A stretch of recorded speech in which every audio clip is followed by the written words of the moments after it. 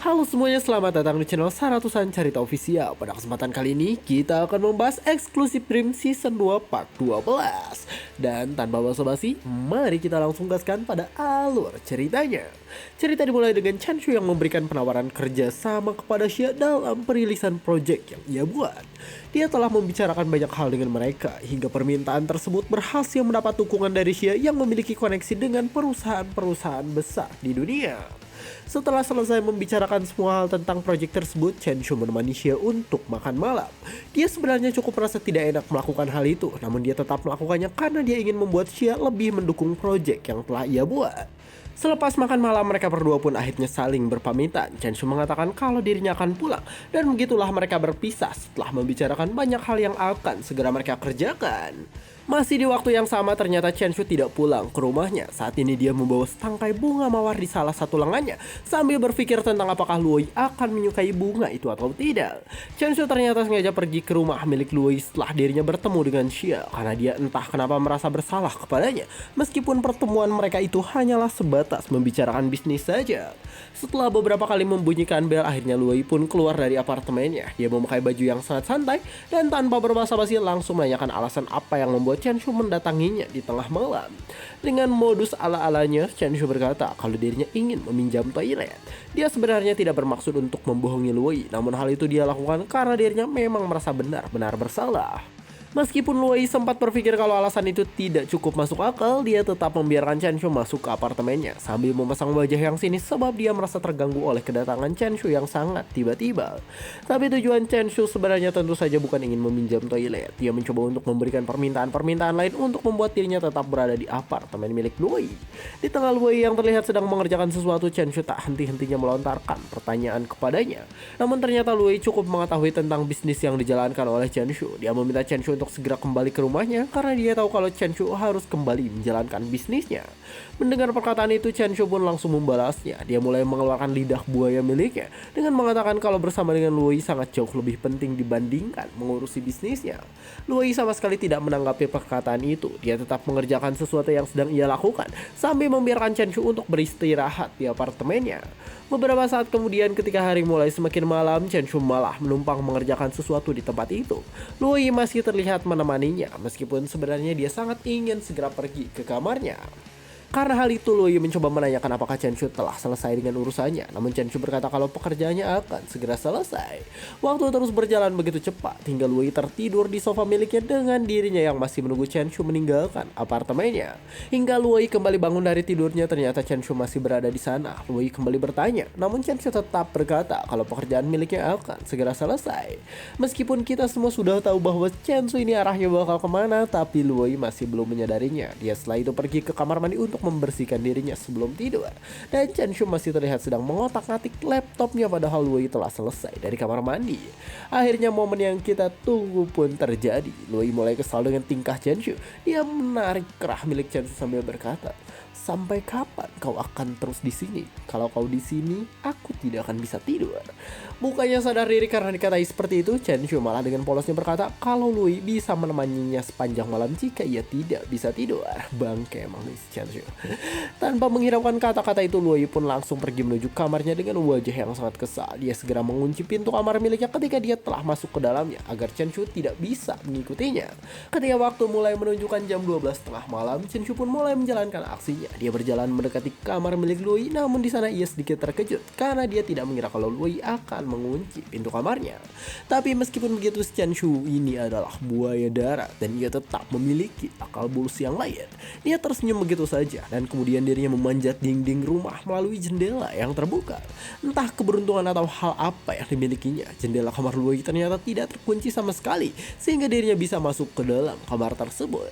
Kini Chanshu telah berada di dekat Luoyi yang masih tertidur. Dia menaiki ranjang itu begitu saja dan berakhir tidur bersama dengan Luoyi. Keesokan harinya setelah melewati malam yang cukup menggembirakan, Chanshu menghadiri konferensi pers terkait produk software bernama Shuling yang akan segera dirilisnya. Karena konferensi itu banyak elit dari berbagai perusahaan yang mendatangi Chanshu. Mereka bernegosiasi tentang banyak hal dan kerjasama pun mulai terjalin dengan sangat lancar berkat Xia yang menjadi perantara antara Chanshu dengan mereka. Setelah membicarakan banyak hal dan mendapat kesepakatan, Chanshu menjamu mereka dengan makan bersama-sama. Orang-orang itu terlihat sangat senang dengan kesepakatan yang telah mereka buat, dan di sana mereka juga mengutarakan kalau mereka sangat kagum kepada Chen Shu yang bisa mengembangkan sebuah teknologi di usia yang sangat-sangat muda. Namun di balik semua penampakan manis tersebut, ternyata ada seseorang yang menyusup ke dalam ruang database dari AI milik Chen Shu. Penyusup itu mengabarkan kalau dirinya telah berhasil mengambil data dari Shuling dengan lancar karena dalam perusahaan itu sama sekali tidak ada orang. Dia berhasil menyalin semua informasi teknis tentang metode yang terdapat di dalam Shuling, dan bahkan semua hal itu berhasil didapatkannya dengan cara yang sangat mudah. Begitu mendengar kabar tersebut, orang yang diteleponnya itu mengatakan kalau dia akan segera mentransfer uang kepada si penyusup sebagai upah dari usahanya yang mencuri data dari Shuling. Tapi ternyata semua itu memang sengaja telah dipersiapkan. Xia dengan santainya telah menunggu orang itu dari luar ruangan, dan di sana dia bahkan sempat bertanya tentang apa yang sedang dilakukan oleh orang itu. Padahal sebenarnya dialah orang yang sengaja membuat perangkap tersebut. Otomatis setelah melakukan tindakan tersebut, si penyusup itu pun dibawa ke ruangan pribadi Chen Shu. Di hadapan si penyusup, Chen Shu memukul samsak tinju dengan sekuat tenaga, seolah ingin menunjukkan kalau pukulan itulah yang akan didapatkan oleh si penyusup karena berani mencuri teknologinya.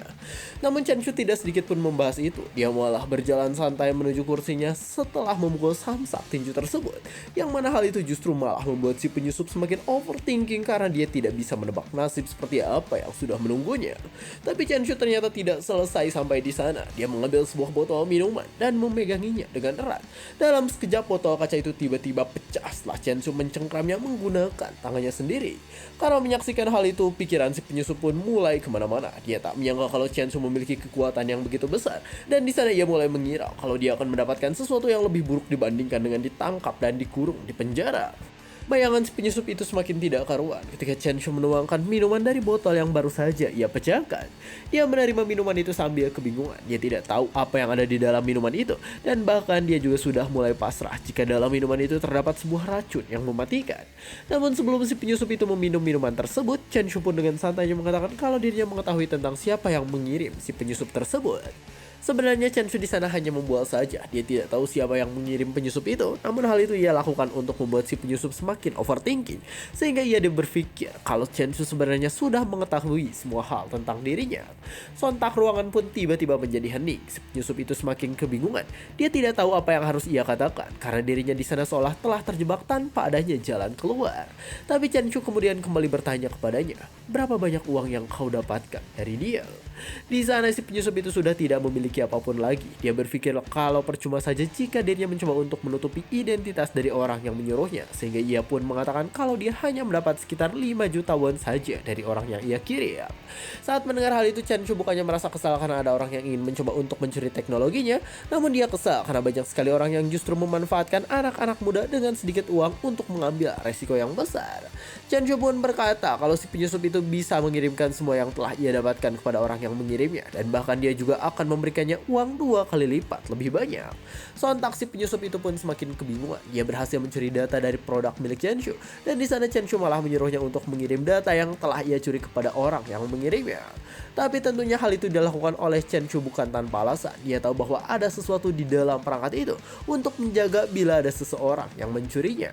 Dengan sesuatu tersebut, Chen Shu berniat untuk sedikit mengirimkan kejutan pada orang yang mencoba mencuri datanya, karena dia tahu kalau teknik yang ia gunakan dalam produk tersebut tidak akan mudah untuk diretas. Tanpa disangka, ternyata orang yang mengirim si penyusup itu adalah ayah dari Luoi. Salah satu pelayannya memberitahukan kalau dia telah berhasil mendapatkan informasi mengenai Shuling di dalam flash disk yang ia bawa. Hingga ayah Luoi pun segera menyuruhnya untuk memeriksa dan mempelajari semua hal tentang produk tersebut. Akhirnya salah seorang dari departemen teknologi pun mematuhinya. Dia memasukkan flash disk itu ke dalam komputernya. Namun yang nampak di sana bukanlah data Shuling, melainkan sebuah pesan misterius bergambar panda yang tidak bisa dihilangkan. Sontak saat mengetahui hal itu, semua orang yang ada di departemen teknologi pun mulai kepanikan karena komputer perusahaan mereka terkena virus setelah memasukkan flash disk yang disangka memiliki data mengenai Shuling. Begitupun dengan ayah Luoi. Dia di sana tentu saja langsung merasa kesal, namun pelayannya mencoba untuk menenangkannya dengan mengatakan kalau departemen teknologi akan segera mengembalikan komputer perusahaan ke dalam keadaan semula. Di tempat lain, Chen Shu saat ini sedang berada di kediaman Luoyi. Dia terlihat baru saja selesai dari kamar mandi, sedangkan Luoyi di sana sedang mengerjakan sesuatu dengan perangkatnya. Chen Shu bertanya apakah Luoyi mendapat lembur lagi untuk saat itu. Namun Luoyi menjawabnya dengan mengatakan kalau komputer perusahaan ayahnya telah diretas, hingga dia tidak bisa mengerjakan sesuatu dengan komputer milik perusahaan. Dia bahkan sedikit memuji orang yang membuat virus itu, karena departemen teknologi mereka bahkan tidak bisa memecahkan masalahnya hingga sekarang. Dari kabar itu, Chen Shu di sana langsung mengetahui kalau ternyata orang yang menyuruh si penyusup pencuri data dari produk miliknya adalah ayah calon mertuanya sendiri. Dia sedikit terkejut ketika mengetahui hal itu, namun dia juga sadar kalau itu adalah hal wajar jika dilakukan oleh ayah mertuanya. Ayah calon maksudnya.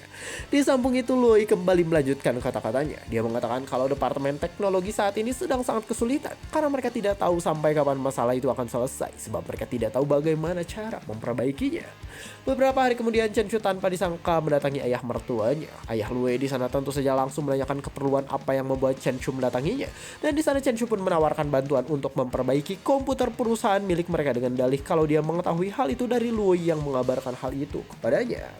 Karena sudah tidak ada hal lain yang bisa dilakukan dan departemen teknologi pun sudah terlihat menyerah, ayah Luoyi pun memastikan perkataan Chen Shu dengan bertanya kepadanya apakah dia memang benar-benar bisa memperbaikinya.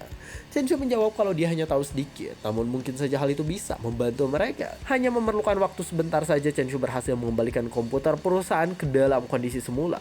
Semua orang di departemen teknologi bersorak mengaguminya dan mereka kembali dikejutkan ketika mereka mengetahui kalau Chen Shu ternyata belajar secara otodidak. Selepas memperbaiki komputer perusahaan, Chen Shu pun mendatangi ayah Luoyi kembali untuk meminta bayaran. Dia tahu kalau dirinya adalah calon menantunya, namun dia juga tetap mengharapkan sedikit imbalan dari usaha yang telah ia lakukan. Ayah Luoyi tidak bisa lagi mengelak. Dia mengakui kemampuan Chen Shu yang mampu mengembalikan komputer perusahaan, hingga dia pun menanyakan tentang berapa banyak uang yang harus ia bayar.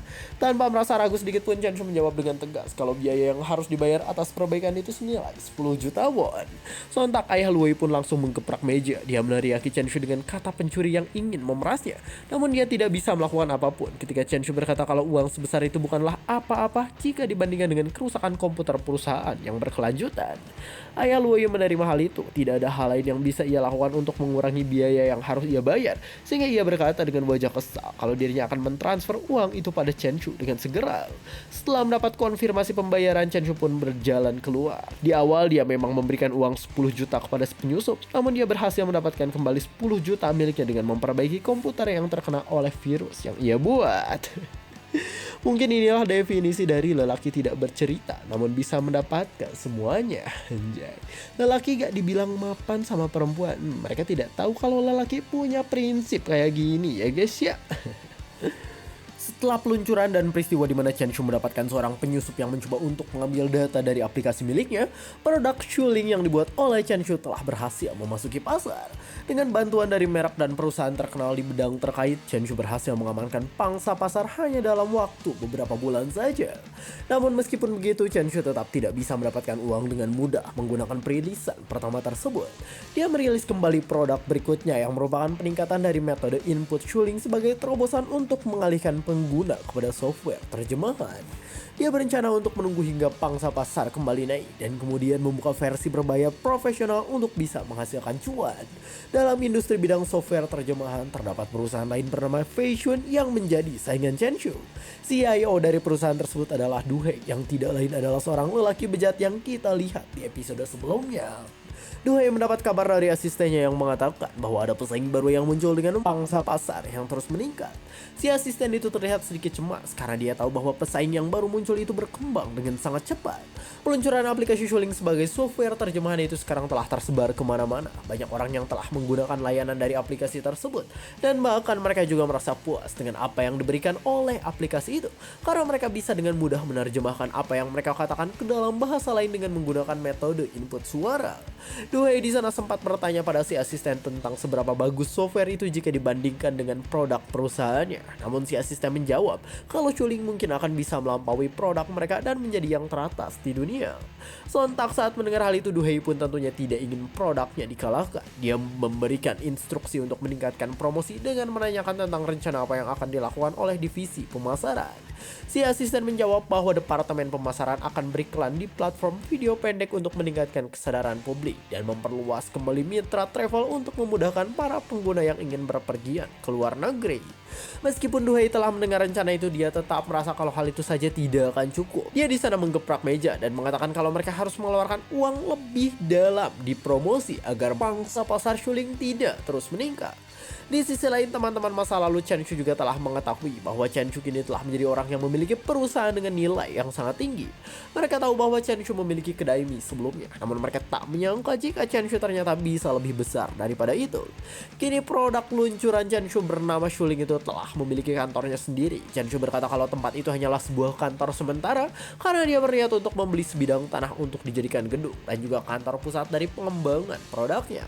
Xia yang juga ada di tempat itu mendengarkan kata-kata tersebut. Dia berpikir kalau Chen Shu ingin masuk ke dalam pasar real estate dan bahkan dia sendiri terlihat sangat siap untuk membantu Chen Shu jika saja dia benar-benar ingin mulai berbisnis dalam bidang properti. Namun Chen Shu di sana segera menyanggah hal tersebut. Dia mengatakan kalau dirinya ingin membangun sebuah gedung bukan karena ingin memasuki industri tersebut, melainkan hanya sebagai kantor pusat dari pengembangan produknya. Chen Shu mengatakan kalau dirinya telah beberapa kali melakukan survei lokasi di berbagai tempat. Dia tak bisa menemukan satupun tempat di pusat kota yang bisa dijadikan gedung. Hingga akhirnya dia pun harus memikirkan rencana lain untuk tetap bisa membangun gedung yang ia inginkan. Di tengah Chen Shu yang masih menjelaskan tentang rencananya, Xia di sana semakin mendekatkan wajahnya. Chen Shu tampak sedikit terganggu oleh hal itu karena dia masih berpikir kalau Xia sedang mencoba untuk menggodanya. Setelah mendengar rencana Chen Shu yang ingin membeli sebuah bangunan tua lalu membongkarnya dan kembali membangun gedung di atas tanahnya untuk menghemat biaya, Xia memujinya dengan mengatakan kalau itu adalah ide yang sangat bagus. Dia tersenyum di depan Chen Shu dan dalam senyuman itu dia kembali menawarkan bantuan kepada Chen Shu jika saja dia tidak memiliki cukup uang untuk melakukan rencananya. Tapi Chen Shu tidak ingin lagi meminta bantuan kepada Xia karena dia tahu kalau Xia telah banyak membantunya dengan berinvestasi besar pada produk yang ia buat. Selain itu, Chen Shu juga tidak ingin bergantung kepadanya karena dia juga sedikit sadar kalau hal itu mungkin adalah salah satu rencana Xia untuk menjebaknya. Meskipun Chen Shu mengatakan berbagai alasan untuk menghindari Xia, ia di sana bertanya tentang alasan apa yang sebenarnya. Namun Xia di sana malah tidak henti-henti bertanya kepadanya. Ia terus memancing Chen Shu untuk mengatakan sesuatu yang ingin ia dengar, hingga pada akhirnya Chen Shu berdiri di hadapannya sambil mengatakan kalau dia tahu bahwa Xia sedang memprovokasi dirinya. Dengan lihainya, Xia di sana langsung mengalihkan pembicaraan yang sedang mereka lakukan. Xia mendadak merapikan dasi milik Chen Shu sambil mengatakan kalau mereka memiliki jadwal untuk menghadiri pameran elektronik di bulan depan. Dan di sana mereka pun akan mengenalkan produk Shuling lebih luas untuk menjangkau pasar global. Xia mengingatkan Chen Shu bahwa pameran itu bisa meningkatkan popularitas dari produk miliknya. Dan dia juga mengatakan kalau Chen Shu bisa datang kepadanya kapanpun jika ia memerlukan bantuan uang. Akhirnya setelah beberapa saat berada bersama Xia, Chen Shu pun kembali sendirian. Dia memikirkan semua hal yang dikatakan oleh Xia, termasuk dengan provokasi yang coba ia lakukan untuk lebih membuat Chen Shu bergantung kepadanya. Chen Shu merasa tidak enak jika ia terus-menerus meminta bantuan kepada Xia. Dia tahu kalau hal itu mungkin adalah rencana Xia untuk menjebak dirinya.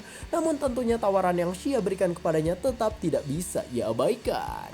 Dan cerita pun bersambung.